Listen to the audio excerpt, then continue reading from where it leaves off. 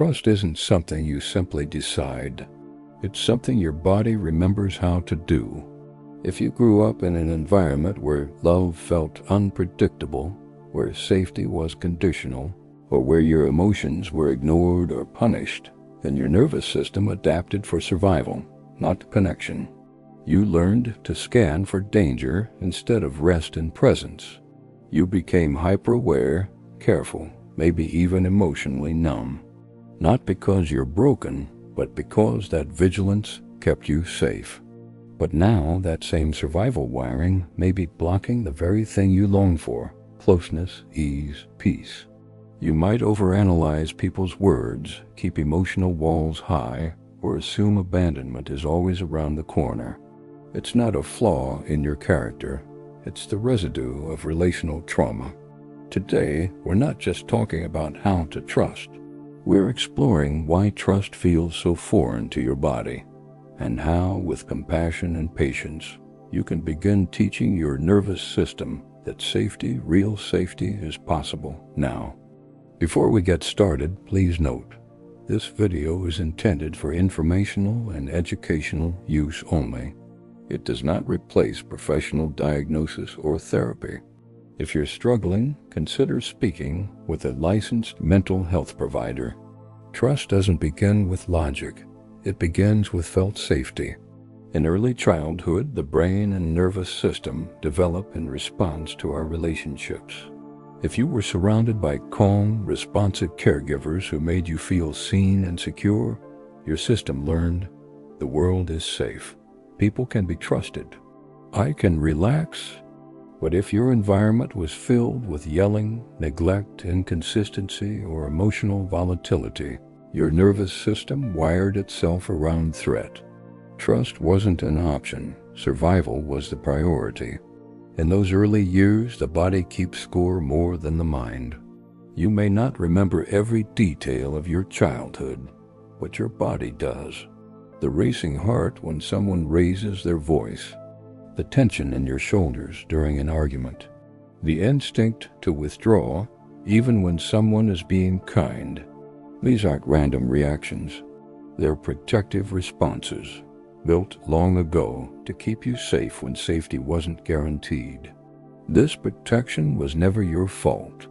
As a child, you didn't get to choose your environment, but your nervous system chose how to survive it. It learned to scan for danger, to brace for impact, to stay vigilant. And for a time, those instincts may have helped. They made you alert, guarded, independent. You survived situations no child should have to adapt to. That's not weakness, that's brilliance. But here's the hard truth. The strategies that once protected you may now be holding you back. The hypervigilance becomes exhaustion. The walls become isolation. The inability to trust becomes a self-fulfilling prophecy. You expect betrayal, so you don't open up, and then wonder why connection feels so far away. Your nervous system is still preparing for a threat that may no longer exist. That's the paradox of healing. Your body doesn't know you're safe just because your circumstances have changed. Safety isn't just about the present. It's about the perception of the present. Until your body learns how to feel safe, trust will always feel like a risk. You might try to force yourself to open up or be more trusting, but the fear underneath doesn't respond to pressure. It responds to nurture. So the work begins with creating new experiences of safety, slow, steady, and consistent. This could mean forming one secure relationship where you're not judged, or setting boundaries to protect your peace, or practicing grounding techniques that calm your nervous system. These moments of safety may feel unfamiliar at first, but that's not because they're wrong, it's because they're new. Over time, these new patterns begin to rewrite the old ones. Your system starts to learn that not every quiet moment is the calm before the storm, that not every kind gesture is a trap, that it's okay to exhale, to soften, to trust, not all at once, but gradually at the pace your body can handle. Trust becomes possible not through force, but through repeated safe experiences. You didn't fail at trust. You just never got to build it on solid ground. Now you're learning how. And this time it's not about pleasing others or pretending to be fine. It's about reclaiming the safety that was missing, so trust can finally grow from the inside out. Many people with trust issues blame their minds. Why can't I stop overthinking? Why do I ruin things even when I care? But what's often overlooked is this. Trust doesn't begin in the mind. It begins in the nervous system. When your body has been conditioned to expect harm, it stays in a state of hyper-alertness, scanning for threats even when none exist. This isn't about overreacting. It's about a system doing exactly what it was trained to do, protect you. If your earliest experiences of closeness were also experiences of pain, inconsistency, or emotional confusion, then closeness and danger became linked. Love didn't feel safe. Attention came with conditions. Vulnerability was punished or ignored. So now when someone gets close, even if they're kind, your body doesn't relax. It tenses, it prepares. And without realizing it, you might withdraw, lash out, or numb yourself before they have the chance to hurt you. This is where the freeze response often kicks in. Not dramatic fight or flight, but subtle emotional shutdown. You might go quiet, disconnect, overthink every word before speaking, or become hyper-aware of tone, body language, and facial expressions, trying to predict rejection before it happens. It's not that you don't want connection, it's that your nervous system doesn't yet believe it's safe to have it. And here's the key. No amount of positive thinking can override a dysregulated nervous system. You can tell yourself they mean well, or not everyone is out to hurt me. But if your body is still in threat mode, logic doesn't register. This is not because you're weak. It's because the body responds faster than the mind, milliseconds faster. By the time you think, I should trust, your system has already decided not to. The good news is this. Just as your nervous system adapted to threat, it can readapt to safety. This process is called regulation. It involves slowly teaching your body, through repeated lived experience, that you are no longer in the past. Techniques like breathwork, body-based therapies, co-regulation with safe people, and grounding practices are not just nice extras, they are core to rewiring trust. One powerful but overlooked tool is co-regulation. This means being in the presence of someone calm, attuned, and non-judgmental. Their nervous system helps regulate yours. Over time, your body begins to associate connection with safety instead of danger. It's subtle, it's slow, but it's real, and it's the biological foundation of learning to trust again. You may notice yourself still bracing in relationships, expecting the worst, analyzing everything, or feeling unable to let your guard down. Don't shame that. Meet it with curiosity. Ask your body, not your brain. What does safety feel like right now? If you can't answer, it's okay. That question itself is a start. It brings awareness back to the body, where trust must begin. Trust isn't just something you learn intellectually. It's something you feel or can't feel because of emotional memory. Emotional memory is the imprint of past experiences stored not in conscious thought, but in your body and nervous system. You may not clearly recall the details of the pain, but your body does. A tone of voice, a look, a moment of vulnerability, any of these can trigger a familiar inner alarm. And suddenly, you're not in the present moment anymore. You're back in a time when love wasn't safe and trust cost you too much. This is why fear of trust often feels disproportionate. You might think, why am I reacting like this? This person hasn't done anything wrong.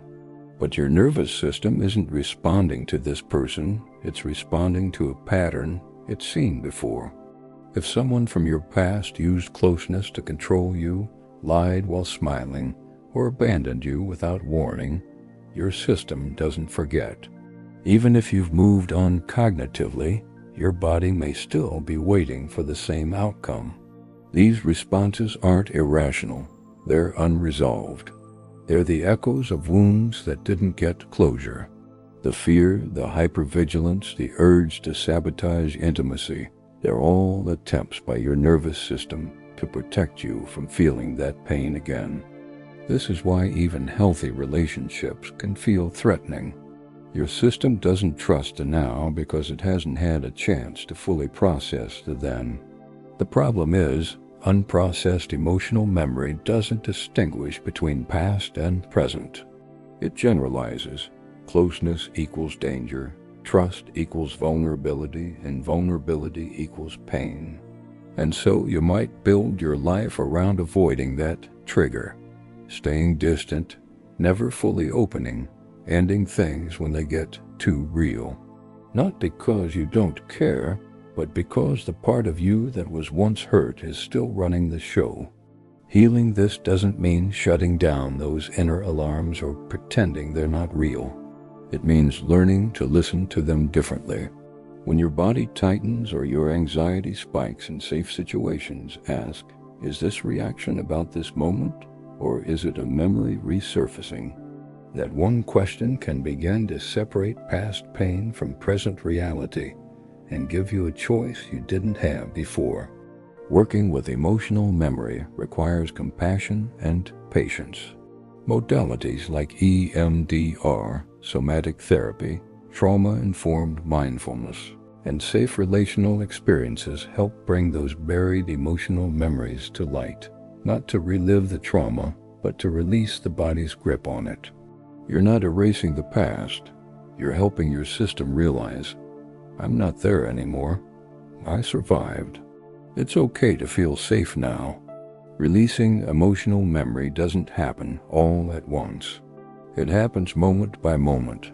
Each time you stay grounded during discomfort. Each time you name the feeling without letting it take over. Each time you allow someone to care for you without running.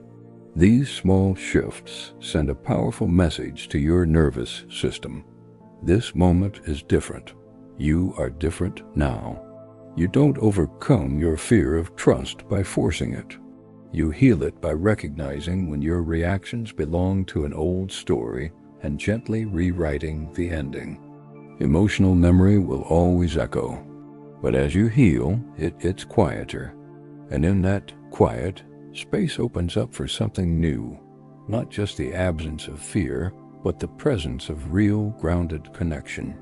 The truth many people miss is this: you can't feel safe with anyone else until you feel safe within yourself. That doesn't mean complete peace or total confidence. It means a growing sense that you can handle your internal world. When your emotions rise, you don't abandon yourself. When fear or grief shows up, you meet it, gently, steadily, without shame. That's inner safety, and it's the foundation of trust. If your early life taught you that emotions were dangerous or unacceptable, you likely learned to fear your own inner landscape. You may have pushed down sadness, hidden anger, or numbed out entirely, not because you wanted to, but because you had no choice. Over time, this creates internal disconnection. You don't just mistrust others, you mistrust yourself. Your reactions, your needs, your feelings, they all feel unsafe. To rebuild trust, you must reverse that pattern. That starts with practices that help regulate and soothe your nervous system. Breath work, for instance, isn't just breathing deeply.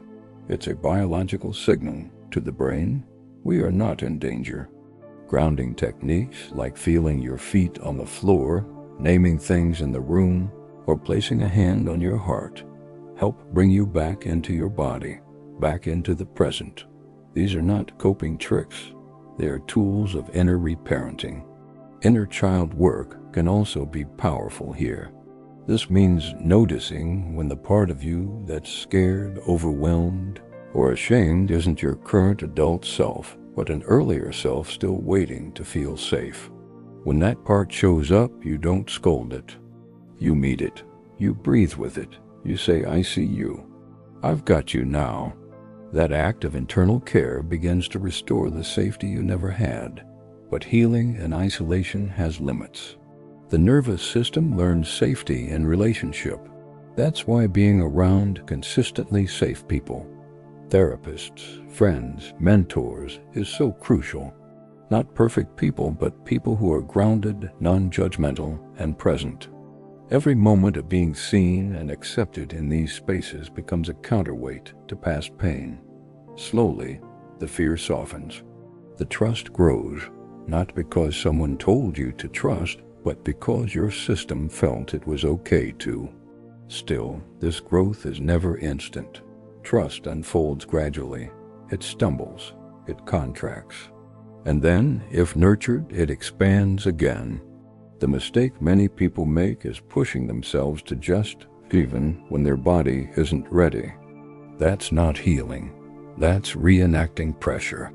Real trust grows only in conditions of inner and outer safety. It cannot be forced, only allowed. And that's where the work lies. Creating those conditions internally and externally, again and again. This might look like saying no when you'd usually people please, or staying with a feeling instead of numbing it, or choosing to reach out to someone trustworthy when your instinct is to isolate. Each of these is a vote for inner safety. Each is a message to your system. It's safe to be here. If trust has always felt foreign or fragile to you, it doesn't mean you're broken. It means your nervous system adapted to a world where safety wasn't guaranteed. You weren't taught to relax, to receive care, or to expect kindness without cost. You were taught to scan for danger, anticipate betrayal, and survive at all costs. And that's what you did, survive. But survival is not the end goal. Healing begins when you realize you don't have to live on alert forever. Trust won't arrive all at once. It won't come through force or logic. It will come through repetition, small sacred moments of safety that teach your body, "I'm okay now," a steady breath, a calm boundary, a friend who stays, a therapist who listens. These aren't just actions, they're acts of nervous system repair. In time, the flinch fades, the defenses soften, and trust, once a foreign concept, starts to feel like home. Not because the world changed overnight, but because you did.